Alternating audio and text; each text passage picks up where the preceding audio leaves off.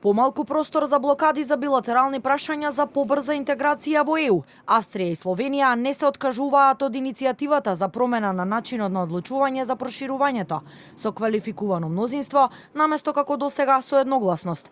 И покрај тоа што за ваквиот предлог на самитот во Копенхаген отворено се спротивставија неколкумина лидери, пред се унгарскиот премиер Виктор Орбан, но и премиерите на Грција и Бугарија, австриската и словенечката министерка за европски прашања денеска во Скопје. Порачаа дека нивната иницијатива заедно со Германија и Италија ја има поддршката од 16 членки и е испратена до Европската комисија, која ќе го има последниот збор. Станува збор за квалификуваното мнозинство, пред се за технички меѓучекори кои теоретски се можни и сега, но е потребна политичка волја за да се премине кон квалификувано мнозинство.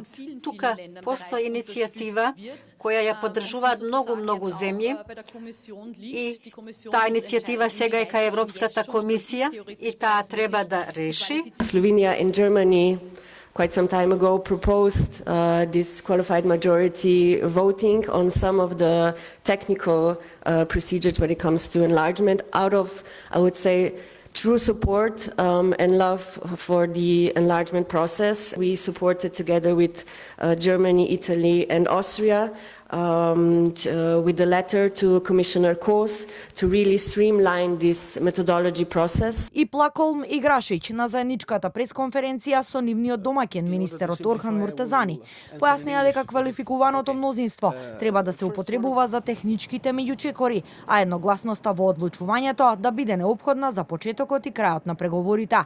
Според Муртезани, ставот на владата е дека сегашната методологија на проширување им штети не само на интересите на земјите кандидати, туку и на стратешкиот интерес на ЕУ. Методологијата на проширување треба да трпи одредени промени, не бидејќи тоа смо го чувствувале на наша кожа, меѓутоа гледаме дека за жал тоа веќе станува пракса, особено поради фактот што го отежнува пристапувањето и остава простор за условно речено злоупотреби за билатерални интереси во процесот на пристапувањето. И австриската и словенечката министерка даваат целосна поддршка за засилување на диалогот меѓу Скопје и Софија, кој македонската влада најави дека ќе се случи по нова година, со порака дека билатералните прашања треба да се решаваат билатерално.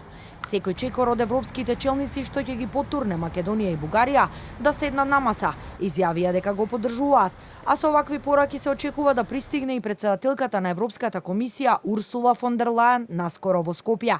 Словенечката државна секретарка Грашич ја потврди нејзината посета на земјава, без да прецизира кога, но албанските медиуми објавуваат дека тоа ќе биде на средината на месецов.